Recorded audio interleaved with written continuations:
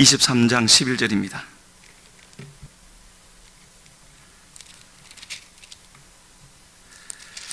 사도행전 23장 11절 한 절만요. 같이 읽으시겠습니다. 시작.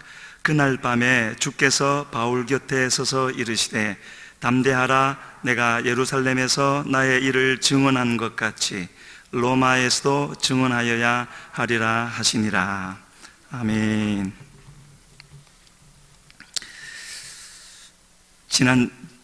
그제 금요일 우리 애니 선교회에서는 말씀 기도학교를 시작한 이후로 거기에 참석하시는 분들은 매일 묵상, 기도, 통독, 이렇게 묵기통 하는 걸 하죠.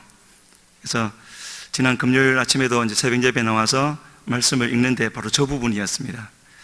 이제 거기서 오늘 설교의 제목에 나와 있는 것처럼 로마에서도 나의 일을, 물론 본문에서는 나의 일을 로마에서도지만 저 부분에 마음에 감동이 되어서 예배 후에 좀 정리를 해놨었는데 오늘 저녁에 또 나눌 수 있는 기회가 주어져서 이렇게 나누게 되어졌습니다. 한 가지 질문을 드리면요, 바울의 삶, 너무나 큰 삶이었기 때문에 한마디로 요약을 하거나 이렇게 정의할 수 없겠지만, 쉽지 않겠지만, 저는 이제 이렇게 오늘 저녁에는 그렇게 한번 생각이 들었습니다. 우리 성도님들은 바울의 삶을 한마디로 설명을 한다면, 특징 지운다면 어떤 삶인 것 같습니까? 말씀에 능한 분, 이렇게 말할 수도 있겠고, 또 능력을 얼마나 많이 행하신 분, 그렇게 표현을 해도 전혀 틀린 말이 아니겠지요.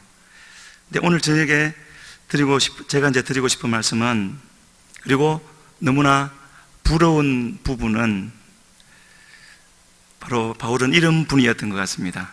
자신이 전하는 말씀과 자신의 삶이 똑같았던 분.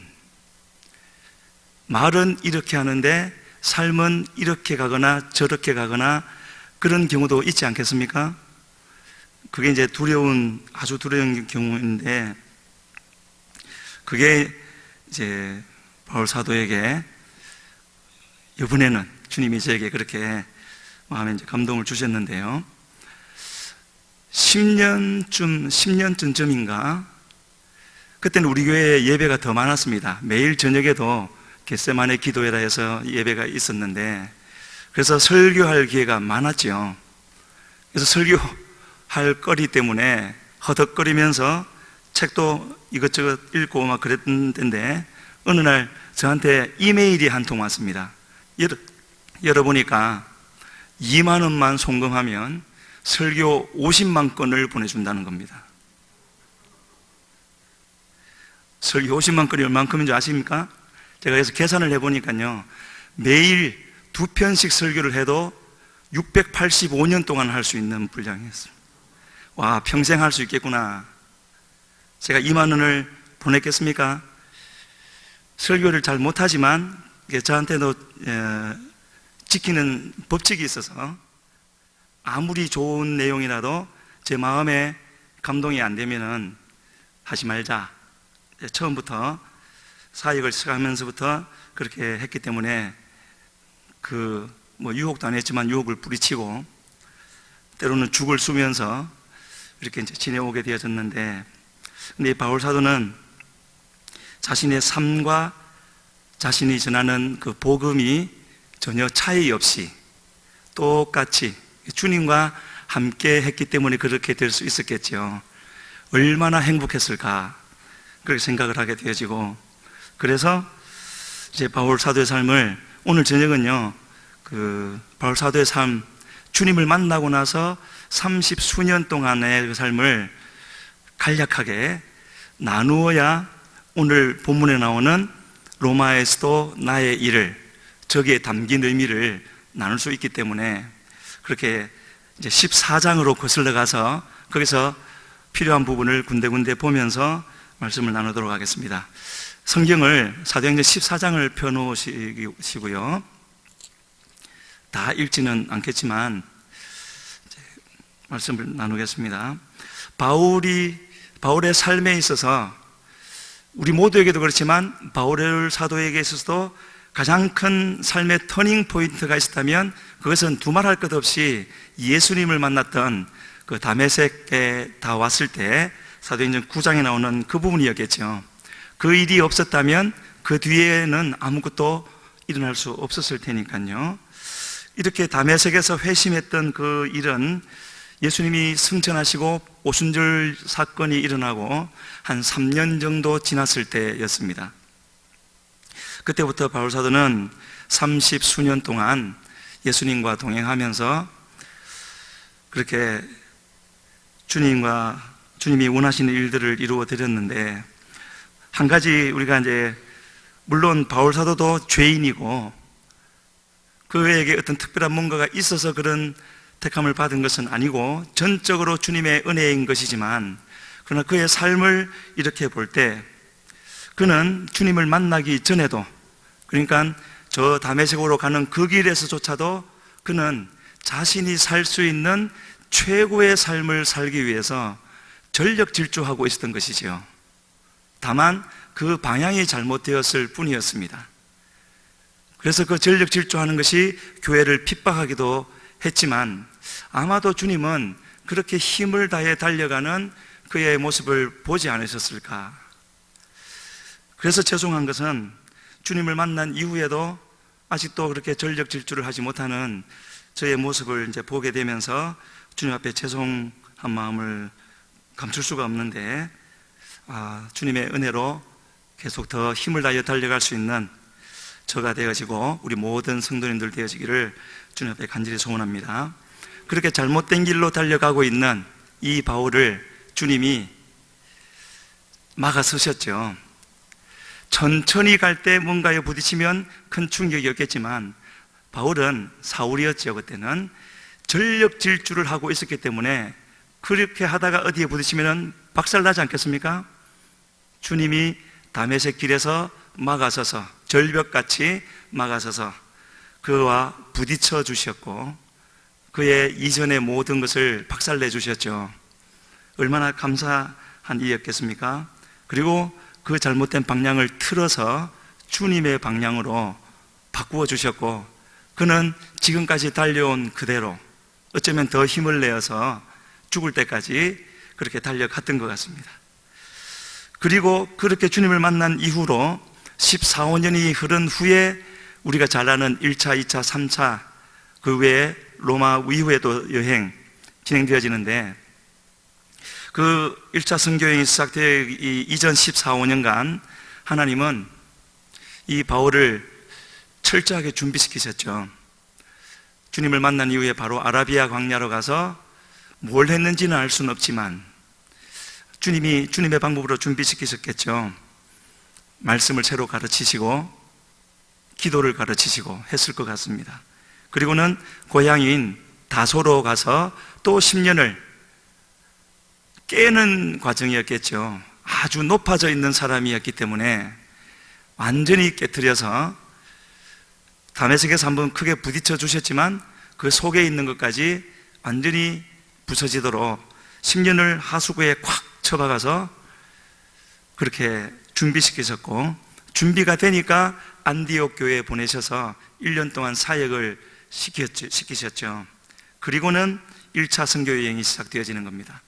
그래서 1, 2, 3차 선교여행을 간략히 말씀드릴 텐데, 그 말씀드리는 흐름은 바울 사도에게 있었던 세 번의 밤, 뭐 밤이 많이 지났겠지만 무슨 세 번의 밤인가, 특별한 밤이 세 번 있었죠. 사도행전에 기록이 되어져 있습니다. 그 세 번의 밤에 초점을 두고 그렇게 말씀을 나누겠습니다. 그래서 47년경에 1차 선교여행을 시작해서 한 2년간에 걸친 1차 여행을 하는데, 그때는 그 여행의 범위는 소아시아, 오늘날 터키 지역의 여러 도시를 돌면서 그렇게 하나님의 말씀을 전하는 것이었습니다. 그 중에 이 부분을 읽을 때마다 마음에 가장 감동이 되는 부분이 있다면은, 이제 바울 사도가 비시디의 안디옥에 가서 참 놀라운 일이 일어났죠. 첫 번째 안식일에 말씀을 전했더니 그 다음 안식일에는 거의 온 성이 다 모여들었다고요. 어떻게 한 주 만에 그런 일이 있을 수가 있죠? 그리고는 그랬는데 또 사람들이 반대하는 사람도 있어서 이고니온으로 갔고, 거기는 오랫동안 있었다 그랬는데 믿는 사람도 있었고 믿지 않는 사람도 있었고, 거기서 악한 자들이 일어나서 또 도망하듯이 루스드라에 갔습니다. 이 루스드라에서 제가 지금 가장 감동적이라고 해야 되나요? 마음에 남는 부분이 일어나게 되어지는데, 아시는 대로 나면서부터 안전뱅이 된 사람을 고쳐주니까 신들이 왔다고 바나바와 바울을 제사 지내려고 하는데 겨우 뜯어말리고 그들에게 이제 말씀을 전하고 있었는데, 그렇게 복음을 전했던 이고니온, 비시디아, 안디옥, 여기서 이 유대인들이 와서 사람들을 충동시켜서 돌로 쳐버렸죠. 얼마나 반전이 이렇게 막 일어납니까? 그래서 얼마나 돌로 쳤던지 죽은 줄로 알고, 14장 19절 말씀 우리 같이 한번 읽으시겠습니다. 유대인들이 안디옥과 이고니온에서 와서 무리를 충동하니 그들이 돌로 바울을 쳐서 죽은 줄로 알고 시외로 끌어내치니라. 죽이려고 던지는 돌에 맞으면 얼마나 아프겠습니까? 저는 맞지 않아 봐서 잘 모르겠는데, 그래서 많이 쳤던가 봅니다. 죽은 줄로 알았으니까요. 실제로 죽었는지도 모르죠. 시외로 끌어내쳤는데 그 다음 장면을 20절에 보면 제가 읽어드립니다. 제자들이 둘러섰을 때에 바울이 일어나 그 성에 들어갔다가, 그 성에 왜 들어가죠? 조금 전에 자기를 죽이려고 돌로 친 사람들이 거기 아직 있지 않습니까? 들어가면 또 돌로 칠 수도 있고 죽일 수도 있는데 왜 들어갔겠습니까? 좀 생각이 모자란 사람입니까? 그리고 이튿날 20절에 역시 이튿날 바나바와 함께 더베로 갔는데, 21절 22절까지 제가 계속 읽겠습니다. 복음을 그 성에서 전하여 많은 사람을 제자로 삼고 루스드라와 이고니온과 안디옥으로 돌아가서 제자들의 마음을 굳게 하여 이 믿음에 머물러 있으라 권하고, 또 우리가 하나님의 나라에 들어가려면 많은 환난을 겪어야 할 것이라 하고. 그래서 하룻밤을, 저 같았으면 정신을 잘 차리고 바로 그 자리에서 다른 곳으로 도망갔어야 되는데, 바울 사도는 그렇지 않았고요. 그 성에 들어가서 그 밤을 지내고 이튿날 바나바와 함께 더베라는 곳, 더베는 한 몇십 킬로 떨어져 있는 제법 먼 곳입니다. 일어났겠지만 온몸이 멍투성이었겠죠. 상처투성이고요. 그 몸으로 그 먼 길을 가서 나 이제 주님 일 안 해, 그렇게 할 수도 있겠지만 전혀 그렇지가 않았습니다. 복음을 그 성에서 전했는데 많은 사람을 제자로 삼았다고 하지요. 전혀 바울 사도의 마음에는 돌에 맞은 것에 대해서 불평하거나 원망하는 것이 없었다는 것이죠. 성령이 함께 하셔서 저런 많은 일들을 여전히 하고 있었는데, 그래서 저는 늘 말씀을 읽을 때마다, 물론 우리가 알지 않습니까? 왜 그랬는지 아는데 늘 궁금했습니다. 왜 그랬는지. 그런데 어제 우리 시작되어진 말씀 기도학교 첫 강의 때 바울 사도가 저에게 직접 그 답을 주셨습니다. 궁금하시죠? 가르쳐 드릴까요? 가르쳐 드리려고 준비해 왔습니다. 우리 말씀 좀 띄워주십시오. 빌립보서 3장 7절로 8절.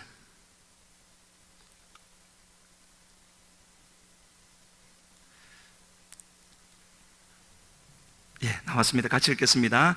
그러나 무엇이든지 내게 유익하던 것을 내가 그리스도를 위하여 다 해로 여길 뿐더러 또한 모든 것을 해로 여김은 내 주 그리스도 예수를 아는 지식이 가장 고상하기 때문이라. 내가 그를 위하여 모든 것을 잃어버리고 배설물로 여김은 그리스도를 얻고. 아멘. 그래서 거기에 보면은 유익하던 것, 자기에게 예수님과 부딪히기 이전에 유익하던 것, 어떤 거 있겠습니까?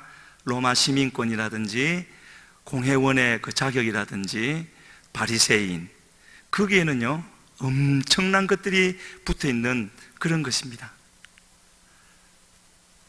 그런데 그런 것을 해로 여길 뿐만 아니라 다 잃어버리고 배설물로 여긴다고 하면서 그렇게 하는 이유를 거기서 뭐라고 설명했냐 하면은 내 주 그리스도 예수를 아는 지식이 가장 고상하기 때문이라. 이것이 어제 바울 사도가 저에게 알려주신 답이었습니다. 내 주 예수 그리스도를 아는 지식이 가장 고상하기 때문에 돌로 맞고도 다시 자기를 돌로 친 사람들이 있는 그 성에 들어갔죠. 왜 그렇겠습니까? 예수 그리스도를 아는 지식이 나에게 가장 고상하면 그 외의 것은 개의치 않게 되는가 봅니다.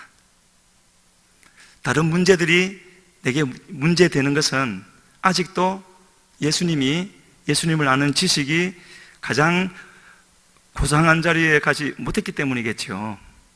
그걸 이제 우리가 알 수 있고요. 그래서 바울 사도가 선천적으로 고통도 덜 느끼고 그런 사람이었기 때문이 아니라 주님이 가장 중요한 사람이 되어졌고, 그래서 다른 모든 것은 개의치 않을 만큼 주님이 십자가에서 그 부끄러움을 개의치 않으셨던 것 같이 그랬던 것이라고 어제는 그렇게 깨닫게 되어져서 너무 죄송하기도 하지만 주님 저에게도 그런 은혜를 주셔서 지금 저를 흔들고 있는, 그래서 흔들리려고 하는 이런 모든 것들을 개의치 않을 수 있게 해 주시옵소서 하는 그런 기도 제목을 갖게 되어졌습니다. 우리 성도님들도 같은 것을 기도 제목으로 삼으시면 좋을 것 같습니다. 그리고 그렇게 똑같이 이 땅을, 같은 현장을, 같은 시간을 살아가도 그 마음이 어떠한지 주님 눈에는 다 보이지 않겠습니까? 그리고 그것이 보이면 주님은 결코 똑같이 대우하지 않으시죠. 그런 은혜가 우리에게 있기를 바라고요. 그래서 그렇게 되어진 바울 사도였기 때문에 더베로 가서 많은 사람을 제자로 삼았고, 그리고요 21절 하반절에 뭐라고 되어졌습니까? 또 루스드라로 가죠. 루스드라와 이고니온과 안디옥 왔던 그 길을 다시 가는 겁니다. 얼마 전에 그 이야기하면 또 길어지니까 넘어가겠습니다. 그리고서 그 새 도시로 가서 했던 일이 뭐라고 되어져 있습니까? 22절에 보면 제자들의 마음을 굳게 하여, 오직 그의 마음의 소원은 그거밖에 없었던 거죠. 제자들의 마음을 굳게 하여 이 믿음에 머물러 있으라. 이 믿음에 머물러 있으면 돌에 맞을 수 있는데 그 믿음에 머물러 있으래요. 그러면서 뭐라고 했습니까? 하나님의 나라에 들어가려면 많은 환난을 겪어야 할 것이라. 그래도 그 믿음에 머물러 계시겠습니까? 몇 분 아마 안 하시네요. 저는 그 믿음에 머물러 있으면 좋겠습니다. 그래서요, 그렇게 해서 1차 선교 여행은 물론 더 많이 있지만 그렇게 마무리를 하고 1차 선교 여행을 마치고 갔더니 이제 이방 선교에 대한 논란이 있었죠. 율법을 지켜야 되느냐 말게 해야 되느냐 하면서 했는데 결국은 4가지만 금하게 하고 피, 음행, 목매어 죽인 것, 또 우상숭배, 이 4가지만 이방 사람들에게 못하게 하고 조심을 시키고 얼마든지 할례를 받아도 되고 안 받아도 되고 예수 그리스도만 믿으면 된다는 이 복음을 널리 전할 수 있는 문이 활짝 열리게 되어졌고, 그게 제1차 예루살렘 종교회의였죠. 그리고는 그 후에 이제 2차 선교 여행이 49년부터 51년쯤에 또 시작이 되어졌는데, 이때부터 바울 사도의 사역에 3번의 밤이 찾아오고 그 3번의 밤에 주님은 그대로 계시지 아니하시고 역사하셔서 바울 사도의 사역 수준이 아니라 전 세계 영적인 판도에 그 흐름을 완전히 바꾸어 버리는 그런 일이 있게 되는 것을 보게 되었습니다. 그래서 이 2차 선교 여행 때는 또 제 마음에 가장 항상 인상 깊게 남는 부분이 있는데 16장으로 가서 16장 6절로 10절 우리 같이 한번 읽으시겠습니다. 시작. 성령이 아시아에서 말씀을 전하지 못하게 하시거늘 그들이 브루기아와 갈라디아 땅으로 다녀가 무시아 앞에 이르러 비두니아로 가고자 애쓰되 예수의 영이 허락하지 아니하시는지라. 무시아를 지나 드로아로 내려갔는데 밤에 환상이 바울에게 보이니 마게도냐 사람 하나가 서서 그에게 청하여 이르되 마게도냐로 건너와서 우리를 도우라 하거늘 바울이 그 환상을 보았을 때 우리가 곧 마게도냐로 떠나기를 힘쓰니 이는 하나님이 저 사람들에게 복음을 전하라고 우리를 부르신 줄로 인정함이라. 그게 보였습니까? 밤에, 첫 번째 밤입니다. 밤에 환상이 바울에게 보였죠. 왜 보였겠습니까? 기도하니까 보였겠죠. 그냥 디비 자는데 보이진 않겠죠. 6절에 보게 되어지면 정말 이상한 구절이 있습니다. 성령이 말씀을 전하지 못하게 하셨죠. 말씀을 전하지 못하게 하셨다고요. 모든 것이 말씀 전함으로 시작되어지는 것인데 성령이 그걸 막으셨어요. 그리고 7절 끝에 보면은 예수의 영이 허락하지 않으셨죠. 모든 것이 막혀버린 대적의 핍박이나 뭐 그런 것이 아닙니다. 성령이 막으시고 예수의 영이 막으시고. 그런데 8절에 보게 되어지면 이 바울은 무시아를 지나 드로아로 내려갔는데 거기서 환상이 열리는 것 아니겠습니까? 그래서 이때쯤은 바울 사도가 예수님을 만나고 거의 20년 가까이 됐을 때이기 때문에 예수님을 많이 알았겠죠. 어떤 분인 줄. 그리고 2차 선교 여행이고, 그래서 바울 사도의 이때쯤에 바울 사도의 신앙은, 여기서 나타난 바울 사도의 신앙은 주님은 나를 부르셨기 때문에 반드시 나를 인도하시고, 그 인도하시는 과정에 있어서 어떤 것이 막힌다면 그것은 막히는 것으로 끝나지 않고 반드시 다른 길로 인도하십니다 하는 그 믿음이 있었기 때문에 그는 여기가 막히면 저기로 가고 거기서 또 막히면 또 갈 수 있는 곳으로 가다 보니 간 곳이 드로아였고 거기서도 기도하다 보니 바로 이 환상이 보인 것이 아니겠습니까?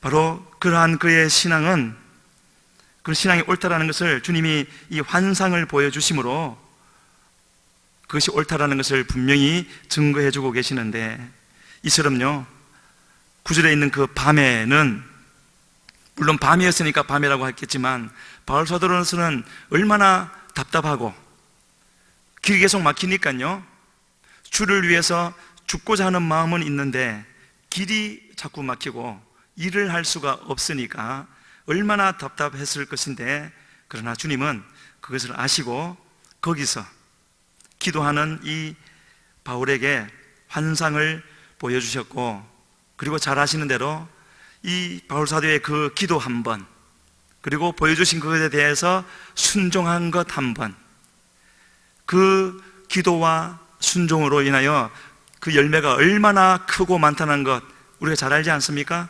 유럽 선교가 시작되어지고 그 유럽 선교는 전 세계 선교로 이어지게 되어지는 그런 놀라운 결과를 가져오게 되어지는데, 이처럼요 우리가 하나님께 기도하고 하나님의 인도하심을 구해서 순종한다는 것은 상상할 수 없는 일을 가져올 수 있는 것이지요. 그러한 우리의 삶이 되어지기를 바랍니다. 또 한 가지 거기서 우리가 꼭 보고 가야 할 것은 10절에 환상을 본 것은 바울이었는데 그 다음에 우리가 곧 마게도냐로 떠나기를 힘쓰니, 여기서 우리가 누구겠습니까? 2차 여행 때 동행하던, 처음에는 실라를 데리고 갔지만 아마도 누가도 동참을 했던 것 같고, 그리고 루스드라에서 디모데가 또 합류하게 되어지죠. 아마 이 사람들인 것을 같습니다. 그래서 이 사람들이 자기들은 안 봤지만 자기들의 리더인 바울이 환상을 보았을 때 자기들이 본 것과 같이 어떻게 했다고요? 떠나기로, 마게도냐로 떠나기를 힘쓰니 하나님이 저 사람들에게 복음을 전하라고 우리를 부르신 줄로 인정함이라. 하나님의 일을 하는 사역 팀은요, 리더를 중심으로 이렇게 하나가 되어야 되는 것이지요. 동지를 이루어야 되는 것입니다.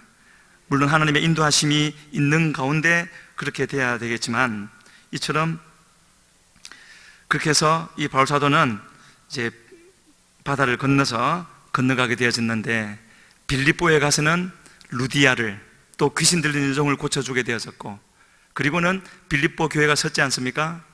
그 일로 인하여서 나중에는 우리가 너무나도 귀하게 여기는 빌립보서라는 성경이 쓰여지고, 그 다음에는 데살로니가에 가서 3주 새 안식일의 말씀을 전했지만 또한 훌륭한 교회가 세워져서, 데살로니가 후서 같은 경우는 다시 오실 주님에 대한 말씀을 우리에게 많이 알려주고 있지 않습니까? 그 이후에도 베레아라든지 아덴을 거쳐서 이제 마침내 오늘 또 나누려고 하는 고린도에 이르게 되어지는데, 이 성경 사도행전 18장으로 옮겨야 되겠죠. 하나님은 여기서 바울 사도에게 큰 선물을 주셨습니다. 그의 평생의 동력자, 그 어떤 사역자보다도 더 힘이 되어지고 위로가 되어질 브리스길라 아굴라, 이 두 부부를 만나게 하셨죠. 이처럼요, 하나님의 뜻에 따라만 살아가게 되어지면 주님이 필요한 때에 필요한 것을 이렇게 공급해 주시는 것을 볼 수가 있죠. 그 무엇보다도 중요한 것이 바로 이런 동력자들이 아니겠습니까? 마음을 같이 하여서 비전을 같이 할 수 있는 동력자. 그래서 이 고린도에 갔는데 바울이 먼저 가고요, 디모데와 실라는 뒤따라 갔는데, 뒤따라가서 보니까 이렇게 기록한 곳이 있습니다. 18장 5절이죠. 바울이 하나님의 말씀에 붙잡혀서 막 복음을 전하고 있는 겁니다. 어떤 장면이었을까요? 하나님의 말씀에 붙잡혀, 알 수 없지만은 하나님의 말씀에 붙잡혀 있었다면 그 순간 하나님의 말씀 아닌 다른 모든 것으로부터는 자유했을 겁니다. 바울 사도가. 바로 이것이 예수님이 요한복음 15장 2절에서 열매를 맺는 가지는 더 깨끗게 하시고, 더 깨끗게 하시는 이유는 열매를 더 맺게 하기 위함이라고 말씀하신 그것이 되어지는 것이죠. 어떻게 더 깨끗게 하신다고요? 말씀으로 깨끗게 하시는 것이죠. 말씀에 붙잡혀서 주를 향하여서만 달려가면 저절로 세상으로부터는 멀어지는 것이고, 그것이 깨끗해지는 것 아니겠습니까? 죄와는 상관없는 삶을 살게 되어지니까. 그리고는 더 많은 열매를 맺히는 것이죠. 주님은 우리 모두를 구원하시고 우리에게도 동일하게 말씀을 주셔서 그 말씀대로 살고자 할 때 그 자체가 우리로 하여금 더욱더 주님께로 가까이 가게 하므로 이 모든 세상에 있는 더러운 것으로부터 우리를 정결하게 해주시는, 그리고 정결해지고 난 후에는 더 큰 은혜로 함께 하셔서 이전에 알지 못하였던 은혜 가운데 들어가게 하시는 우리 주님이신 줄로 믿습니다. 그렇게 했더니, 말씀에 붙잡혀 전했더니 또 어떤 일들이 일어나느냐면은 7절에 하나님을 경외하는 디도 유스도라는 사람을 붙여주시고, 8절에는 회당장 그리스보를 붙여주시고, 그리고 수많은 고린도 사람들이 주님께로 돌아왔다고. 수많은이라고 했으니까 많았겠죠. 그때 바로 두 번째 밤이 찾아오는데요, 아직 어떤 핍박이나 이런 것이 없었음에도 불구하고 이 두 번째 밤이 있는 거로 봐서는 아마도 바울 사도가 이만하면 되었다, 수많은 고린도 사람들이 믿었으니까 하고 그곳을 떠나려고 했던 것이 아니겠는가 생각하게 되어지는데, 그때에 주님이 두 번째 환상으로 나타나시죠. 18장 9절 말씀 같이 읽으시겠습니다. 밤에 주께서 환상 가운데 바울에게 말씀하시되 두려워하지 말며 침묵하지 말고 말하라. 10절 내가 너와 함께 있음에 어떤 사람도 너를 대적하여 해롭게 할 자가 없을 것이니 이는 이 성중에 내 백성이 많음이라. 예. 어찌하였든 주님이 나타나신 이유를 첫 번째 뭐라고요? 두려워하지 말며, 이렇게 말씀하시는 걸로 봐서 두려워하는 마음이 있었던 것 같습니다. 그리고 침묵하지 말고 말하라. 그래서 말 안 하려고 했다라는 것이겠죠. 더 이상. 그러시면서 10절에 뭐라 그러셨다고요? 내가 너와 함께 있음에, 늘 함께 계시는데 잠시 잊었던 것이죠, 바울 사도가. 우리도 그럴 때가 많지 않습니까? 주님은 떠나시는 적이 없는데 우리가 잊어버리니까, 그것을 인정하지 못하니까 흔들리는데, 내가 너와 함께 있음에 어떤 사람도 너를 대적하여 해롭게 할 자가 없을 것이니, 가장 중요한 게 뒤에 나오죠. 이는 이 성중에 내 백성이 많음이라. 그래서 이미 많은 고린도 사람들이 돌아왔지만 주님은 더 많은 사람들을 구원해야 했던 것이었고, 그리고 그 일을 할 사람은 바울 사도였기 때문에 머물러 있으라고요. 그리고는 11절에 보게 되어지면 1년 6개월을 머물면서 더 복음을 전했고, 나중에 이 교회에는 아볼로라는 사람이 와서 목회를 하지 않습니까? 그래서 전해지는 바에 따르면 수만 명에 이르는 성도들이 있는, 그렇게 많은 사람들이 구원을 받아야 했기 때문에 주님은 그렇게 말씀하셨던 것 같고, 그리고 이것으로 이제 2차 선교 여행에 대해서는 마무리를 하고요. 18장 23절에 가게 되어지면 이제 안디옥으로 돌아갔습니다. 2차 여행을 마치고 돌아갔는데 23절에 보게 되어지면 얼마 있다가, 길게 있지 않았습니다. 1차 마치고는 상당 기간 있었는데 2차는 곧장 2차와 3차가 이어지는 듯한, 그래서 얼마 있다가 떠나 갈라디아와 부르기아 땅을 차례로 다니며 모든 제자를 굳건하게 하니라. 이전에 세웠던 교회들을 순회하면서 다시 한번 그들의 신앙을 세워주는 그런 일을 하고 있고, 그렇게 해서 이제 3차 선교여행이 시작이 되어지는데요. 2차 선교여행이 끝날 때 에베소에 잠시 들렸던 적이 있습니다. 얼마나라고는 있지 않지만 잠시 들렸던 것 같고, 말씀을 전했더니 더 오래 머물기를 부탁을 했는데 하나님의 뜻이면 돌아올 것이다 하고 왔었는데 하나님의 뜻이 있어서 이 에베소로 가게 되어졌죠. 그래서 19장 8절에 보게 되어지면, 회당에 항상 바울 사도는요, 어디든지 가면 회당에 먼저 갔습니다. 그리고 유대인들에게, 유대교회에 입교한 사람들에게 말씀을 전했고, 다는 아니지만 분명히 그 중에서 하나님의 말씀에 딸려 나오는 사람들이 있었고, 그 사람들을 중심으로 교회를 시작했던, 그것이 바울 사도를 통한 하나님의 사역 방법이었죠. 그래서 거기서 석 달 동안을 담대히 말씀을 전했는데, 과연 항상 그랬듯이 여기서도 마음이 굳어 순종하지 않고 비방하는 사람들도 있었고, 그 말씀을 받아들이고 따르는 사람, 제자들도 있어서 그들을 두란노 서원에 따로 모아놓고, 그때부터 얼마 동안이나요? 2해 동안이나 날마다 말씀을 강론했더니 어떤 일이 있었다고 되어져 있습니까? 그 소아시아 지역에, 그 터키라는 큰 땅에 말씀을 모든 사람들이 듣게 되어지는 그런 일이 있게 되어졌다고요. 이때는 물론 그 이후에도 더 바울 사도의 신앙 인격은 더 성숙해져 갔겠지만 이미 20년이 넘었고 했기 때문에 바울 사도가 그 이전에 어느 때보다도 더 주님도 많이 알고 신앙의 인격도 성숙해지고 성령도 더 충만했을 것이고요. 그랬던 바울 사도가 여기서 2년 이상을, 그것도 날마다, 일주일에 한 번이 아니라 날마다 모여서 1시간 하고 흩어졌겠습니까? 결코 그렇지 않았을 것 같습니다. 그렇게 전했던 이 에베소 교회, 그래서 어쩌면 하나님 보시기에도 이 에베소 교회가 바울 사도의 직접적인 열매로는 가장 큰 열매가 되었을 것 같다. 그리고 나중에 또 이 부분은 이어지기 때문에 그때 말씀드리기로 하고요. 그리고 이 에베소 교회가 선 후에 21절에 보게 되어지면, 이 일이 있은 후에 에베소에서 그 이제 일이 있고 나서 마게도냐와 아가야로 2차 선교 여행 때 갔던 그 지역이 되어집니다. 거기로 가기로 하는데 그때 이런 말이 나오지요. 21절 보게 되어지면, 21절 우리 같이 읽으시겠습니다. 이 일이 있은 후에 바울이 마게도냐와 아가야를 거쳐 예루살렘에 가기로 작정하여 이르되 내가 거기 갔다가 후에 로마도 보아야 하리라 하고, 예루살렘에 가기로 작정을 했다 그러죠. 왜 작정하겠습니까? 그냥 가면 되죠. 작정은 굳게 결심하는 것 아니겠습니까? 그 이유가 좀 있으면 나옵니다. 그리고 로마도 보아야 하리라. 예루살렘이 끝이 아니라 로마까지 갈 것을 주님은 벌써, 이거는 개인적인 생각이 아닌 거죠. 주님이 그때부터 뭔가를 보여주셨습니다.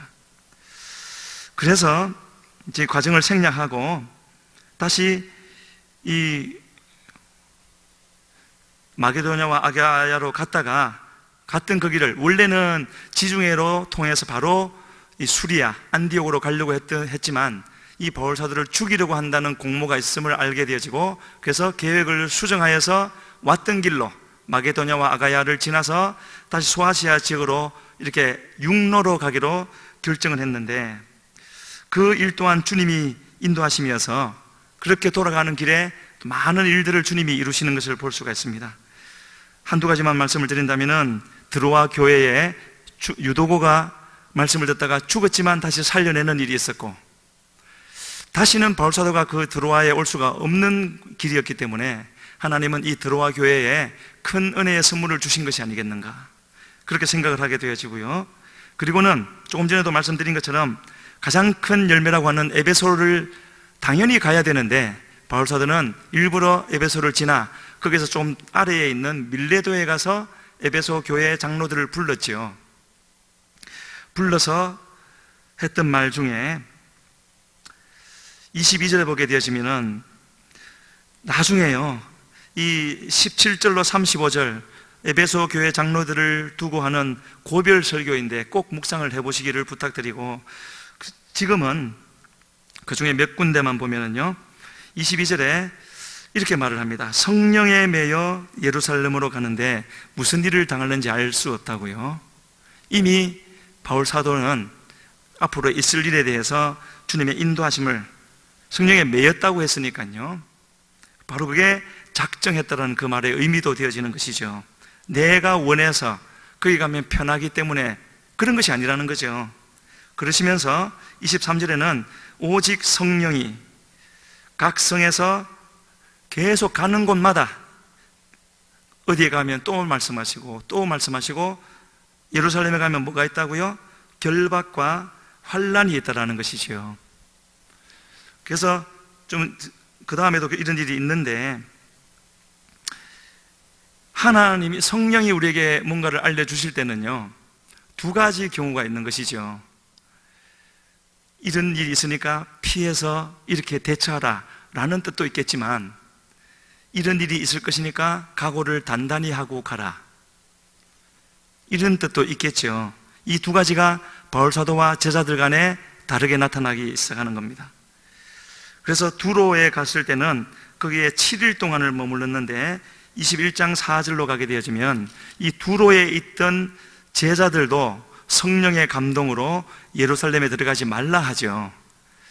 성령이 들어가지 말라고 말씀하신 것은 아닌데, 예루살렘에 가면은 환난과 결박이 있을 것이라는 것을 두로의 제자들도 알게 되었을 때 자기들이 해석하기를 들어가지 말라, 이렇게 한 것이고, 그리고 나서 가이사랴에 갔을 때 빌립의 집에 머물렀을 때는 아가보라는 선지자, 사도행전 11장에서 천하의 흉년이 들 것이라고 예언을 했고, 그렇게 되어졌던 그 예언을 했던 아가보 선지자가 와서 이렇게 보더니 바울 사도의 띠를 가져다가 그 띠로 자기의 수족을 묶으면서 이 띠 임자가 이런 일을 당하게 될 것이다. 이 아가보 선지자는 누구나 인정하는 그런 사람이었기 때문에, 이때는 다른 제자들이 아니라 바로 12절에 보게 되어지면 바울 사도의 수행원들이 바울 사도를 막기 시작했죠. 진짠가 보다, 진짜 큰일이 있을 것인가 보다 했지만, 바울 사도는요, 죽을 것을 각오했노라고 꼭 읽어보시기를 바랍니다. 13절에서 나는 죽을 것도 각오했다. 성경을 놓고 보게 되어질 때 아브라함도 그랬고, 모든 믿음의 사람들에게 하나님이 시험과 연단을 시키시는데 항상 그 마지막 단계는 죽음을 뛰어넘는 그런 것이었음을 알 수 있죠.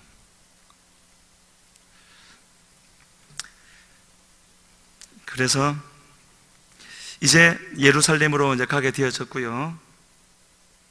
갔는데 그때에도 1차 성경여행 마치고 갔을 때도 야고보, 예수님의 육신의 동생이었던 야고보가 예루살렘 교회를 치리하고 있었는데, 지금도 야고보가 그렇게 하고 있었습니다. 이 야고보가 걱정하면서 바울 사도에게 권하는 말이, 지금 이 예루살렘에는 예수를 믿는 자, 유대인 중에 율법에 열심히 믿는 자 수만 명, 굉장하죠. 수만 명이 있는데 그들이 듣기를 당신 바울이 이방을 다니면서 모세를 배반하고 할례를 받지 않아도 되고 이렇게 말을 한다는 소문이 들렸기 때문에 어쩌면 큰 소동이 일어날 수도 있다.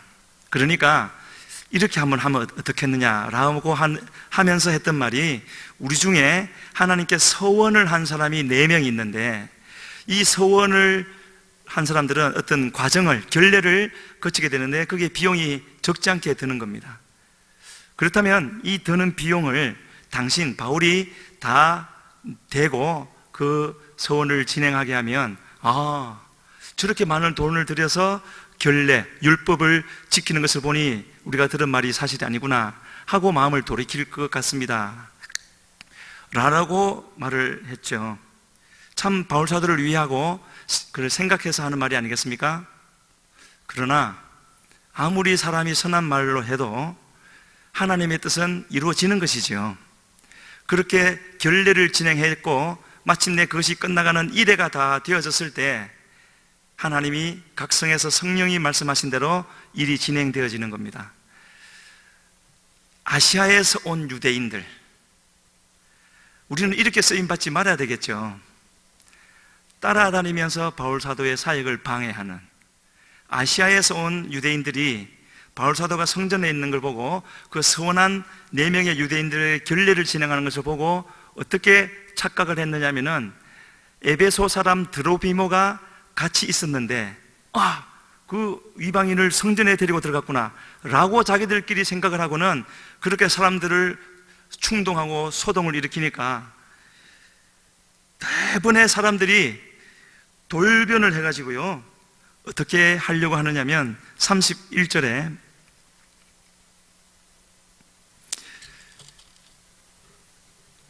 이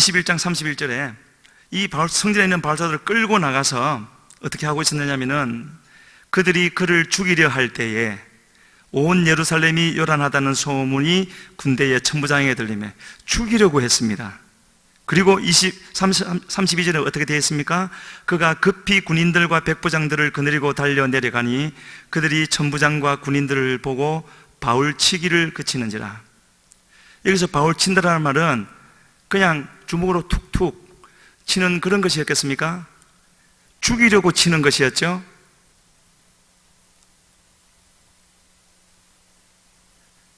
뭔가 잘못된 거 아닙니까?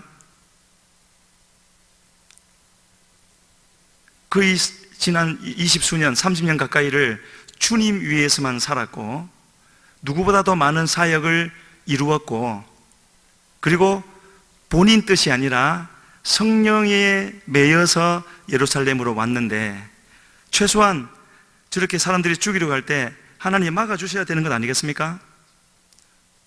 뭔가 잘못됐죠. 그러나 이렇게 될 것이기 때문에 성령께서는 한 번, 두 번이 아니라 여러 번 환난과 결박이 있을 것이라고 말씀을 하셨고요, 바울 사도도 알고 왔던 것이죠. 그리고 그렇기 때문에 바울 사도는 죽을 것도 각오했다, 그런 말을 했고요. 우리가 이제 저의 그런 아주 부족한 그런 이해에서 나오는 것으로 이제 말씀을 드린다면, 하나님의 어떤 성품, 행하시는 일을 우리가 참 이해하기 어려울 때가 많지 않습니까? 예를 들어서 그렇게 하나님 앞에 그 누구보다도 하나님께 충성했던 모세가 가나안에 한 번 들어가서 그때 한 번만 보고 밟아보고 죽겠다는데도 허락하지 않으시는 것, 물론 무리바에서 하나님의 영광을 나타내지 않았기 때문에 그렇게 주님이 말씀하셨습니다. 그런데 그 정도 그런 일로 모세가 들어갈 수 없다면 나머지 이스라엘 사람들 전부 다 들어갈 수 없지 않겠습니까? 또 다윗에게 성전을 건축을 허락하지 않은 것, 솔로몬이 다윗보다 나아서 그렇게 하셨겠습니까? 그게 아니죠. 우리가 지금 나누고 있는 바울 사도도 그렇게 몸에 있는 가시를 제거해 달라고 3번이나 간구했는데 은혜가 족하다. 왜 그렇게 하시죠? 하나님은 이 3분뿐만 아니라 우리 모두에게도 마찬가지인 것이죠. 하나님은 우리의 영을 사랑하시기 때문에 결코 다른 어떤 것으로, 이 세상의 것으로 영이 잘못되기를, 신앙이 잘못되기를 원치 않으시는 주님이시다는 것을 알 수가 있고, 이 땅의 길은 사명 감당의 길인 겁니다. 그래서 주님이 인도하시는 그 길이 때로는 참 힘들고, 저는 별로 힘들게 살지 않았지만 아주 그렇게 많은 고난의 길을 걸으신 분도 많지 않습니까? 어쨌든 택함이 다 다르기 때문에 다 다르겠지만 동일한 한 가지는 이 땅의 길은 사명의 길이라는 것이고요. 그래서 주님이 인도하시는 길로 가는 것이 우리에게도 최선의 길이 되어지는 것이죠. 그래야 열매도 맺히겠지만 열매 이전에 우리의 신앙이 끝까지 주님 앞에 남을 수 있다는 것, 그것을 우리가 생각할 때 과연 모세, 다윗 저런 분들에게 그렇게 하신 것은 그들을 위한 어쩌면 가장 큰 은혜를 베푸신 것일 것이다 생각을 할 수 있고요. 시간이 갔기 때문에 이제 마지막 부분을, 오늘 본문으로 가서, 그리고는 이제 22장에 가게 되어지면은 이렇게 군인들이 데리고 가는데 그들 앞에서 자기가 그동안에 살아왔던, 주님이 자기를 만나주시고 함께 했던 것을 쭉 이야기하는데 복음이 다시 한번 들려지는 것이죠. 그런데 그 복음을 들으면서도 그들은 어떻게 반응을 했느냐 하면은요, 이러한 자는 죽여버려야 된다고요. 세상에 살려둘 자가 아니다. 그런 일이 앞에 있었죠. 그리고 그 다음 공회 앞에 갔을 때도, 공회는 굉장히 무슨 집단이 아니겠습니까? 거기서도 말씀을 전했지만 아무런 것이 없이 분쟁만 일어나게 되어졌는데, 바로 그날 밤, 공회 앞에 섰다가 돌아온 그날 밤이 바로 오늘 본문으로 했던 그 밤이고 3번째 밤이 되어지는 것이죠. 그날, 제가 다시 한번 읽겠습니다. 그날 밤에 주께서 바울 곁에 서서 이르시되 담대하라, 내가 예루살렘에서 나의 일을 증언한 것 같이 로마에서도 증언하여야 하리라. 그래서 나의 일을, 제가 그랬습니다. 묵상하다가 참 주님 너무하십니다. 그렇게 죽을 고생 30년간 했는데, 또 어제도 죽을 뻔 했는데 주님이 찾아오셔가지고 하시는 말씀이 뭐라고요? 로마에서도 나의 일을 증언하래요. 주님만 나타내라는 거죠. 주님만 높이라는 겁니다. 지금까지 한 것처럼. 좀 수고했다, 얼마나 아프니, 그런 말씀도 안 하시고요. 그런데 주님이 그걸 모르셨겠습니까? 어디에 그 비밀이 있나요?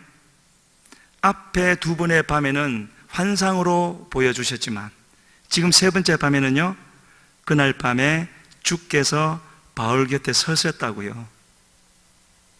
직접 오셨죠? 이거로 충분한 것 아니겠습니까?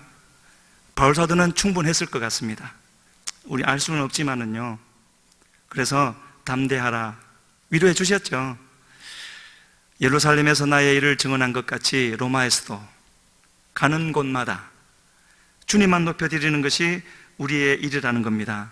너무나 이기적인 주님이 아니라 그것이 우리가 주님께로 가까이 가게 되어지는, 주님을 더 알게 되어지는 그 길이라는 것을 알 수가 있고, 그것이 바로 광야에서 이스라엘 백성들을 날마다 구름 기둥과 불 기둥으로 인도하셨던 주님의 인도하심이었죠. 더욱더 낮아지게 해서 하나님의 은혜를 계속 받는 사람이 될 수 있도록 하시는 것. 그래서 마지막으로 이 바울 사도의 삶의 단면들을 보여주는 4구절을 읽고 말씀을 마치도록 하겠습니다. 각 어느 순간순간마다 바울 사도의 신앙이 어떻게 되어져 있는가 하는 것을 보여주는데요. 먼저 고린도 전서 15장 9절 같이 읽습니다. 나는 사도 중에 가장 작은 자라. 나는 하나님의 교회를 박해하였으므로 사도라 칭함받기를 감당하지 못할 자니라. 어떻게 자기를 소개하고 있습니까? 사도라고 소개하고 있죠. 사도 맞습니다. 사실은 사도 중에서 작은 자가 아니죠.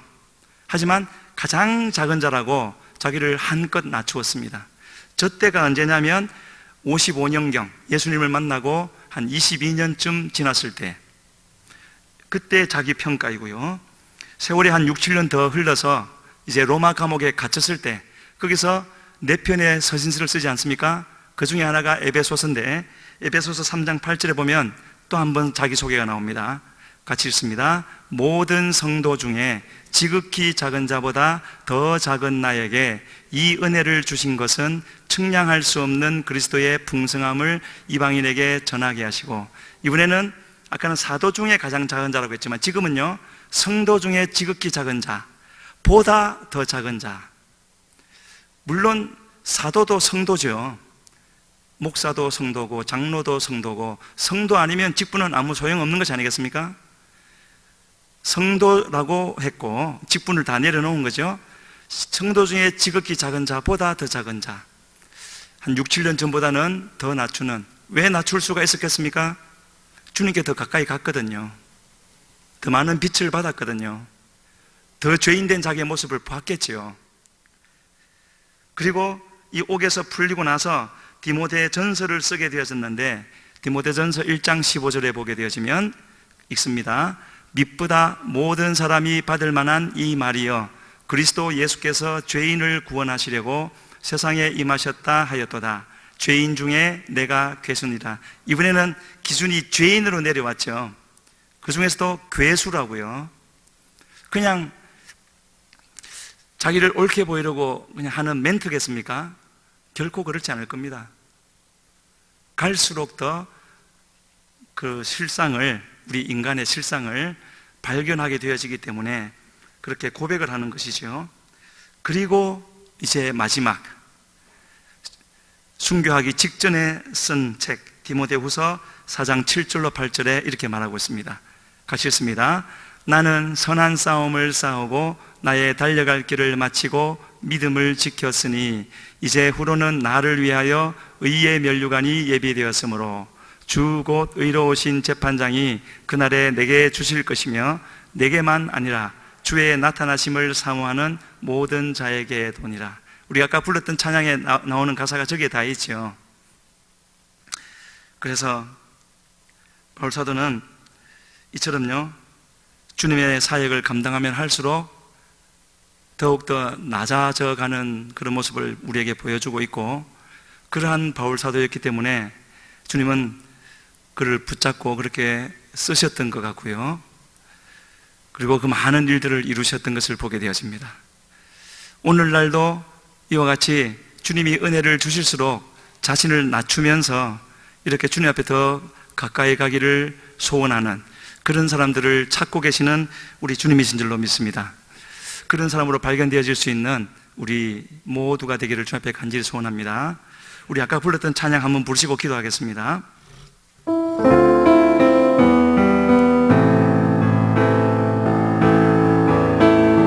주를 위해 살아가기 쉽지만은 않아요.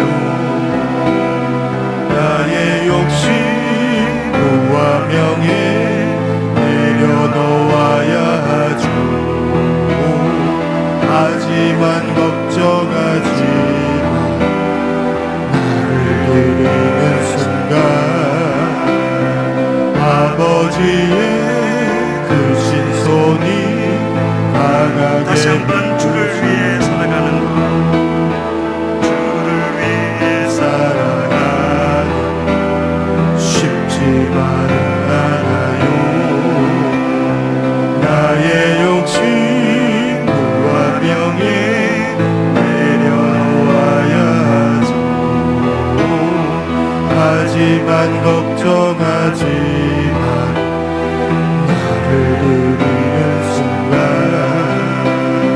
아버지의 크신 손이 강하게 붙드시죠. 수많은 믿음의 선배들 주를 위해 살았죠. 죽으면 죽으리라. 아버지의 기쁨의 눈물 보며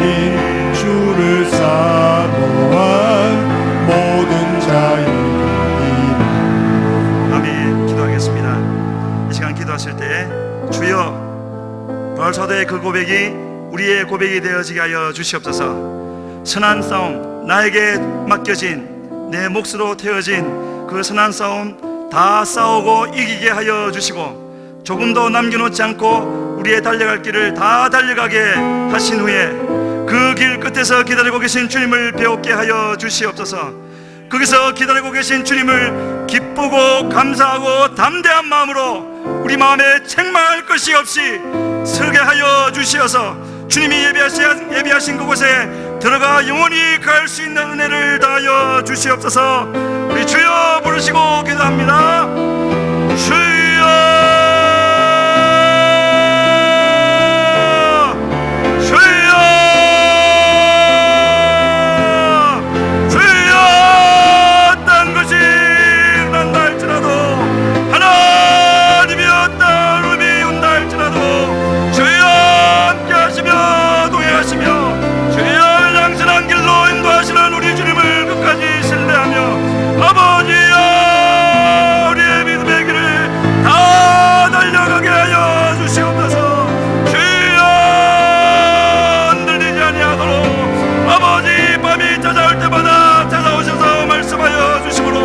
주의 길을 갈 수 있도록 하나님 인도하시는 그 인도하심을 지금도 간구하오니 주여 역사하여 주시어서 주여,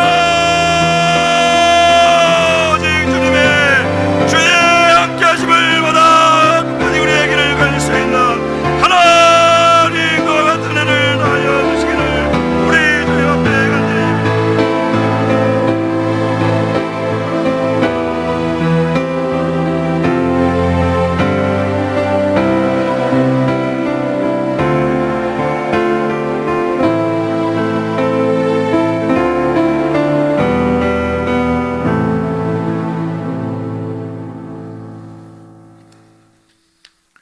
자비하신 우리 아버지 하나님, 이 어려운 때에도 주님을 사랑하는 마음이 목마른 사슴이 시냇물을 찾기에 갈급함같이 갈급하고 주여 또 주님을 사모하기 때문에 이렇게 모여서 예배드리게 하시니 감사합니다.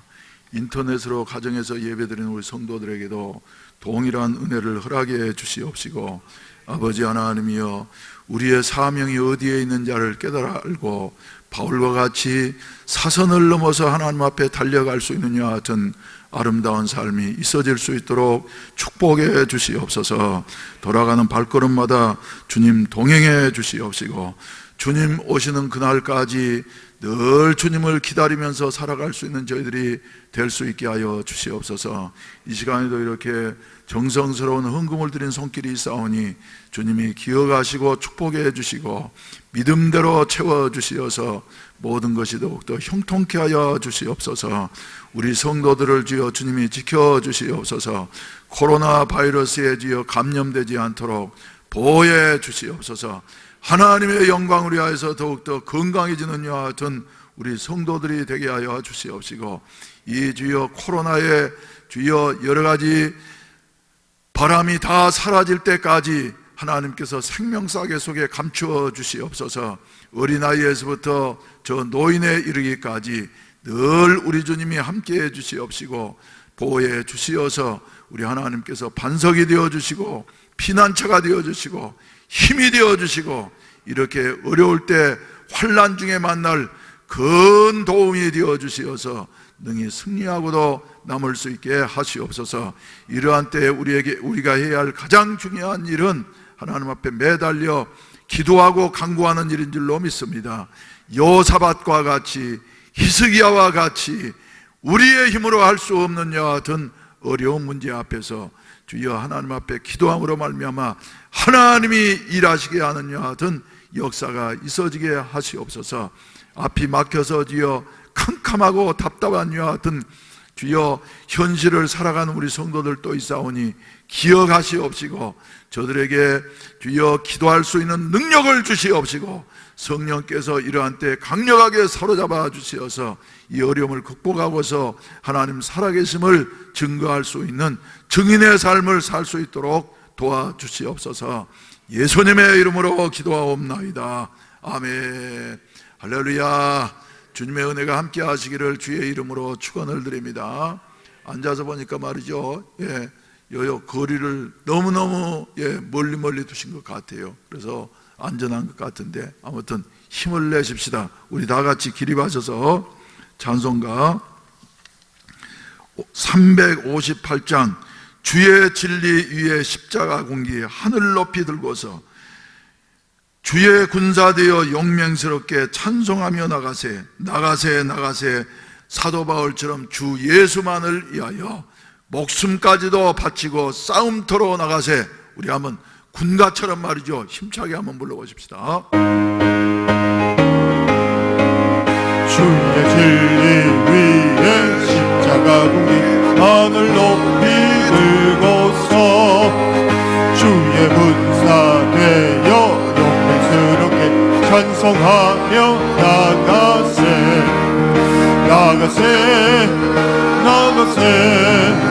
주 예수만을 위하여 목숨까지도 바치고 싸움터로 나가세. 원수들이 비록 강할지라도 주의 근기 붙잡고 주의 진리 위에 용기 다하여 분발하여 싸우세. 나가세 주 예수만을 위하여 목숨까지도 바치고 싸움터로 나가세. 산과 들과 바다 다른 곳마다 주의 군기 날리며 반갑고도 기쁜 승리의 소식 온 세상에 전하세. 나가세 주 예수만을 위하여 목숨까지도 바치고 싸움터로 나가세.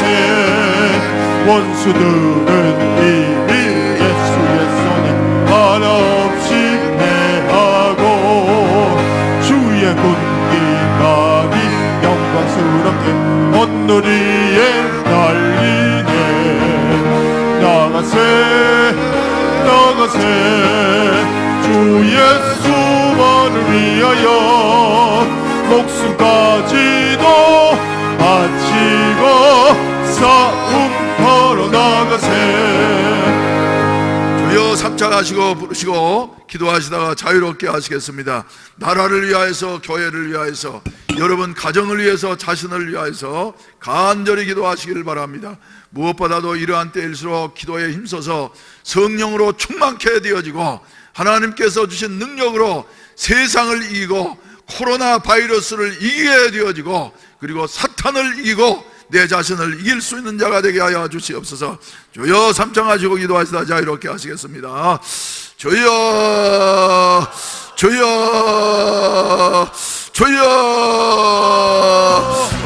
자비하시는 우리 아버지 하나님, 성령께서 우리를 사로잡아 주시어서 나를 이기고 세상을 이기고 만민을 이기고 병마를 이길 수 있게 하여 주시옵소서.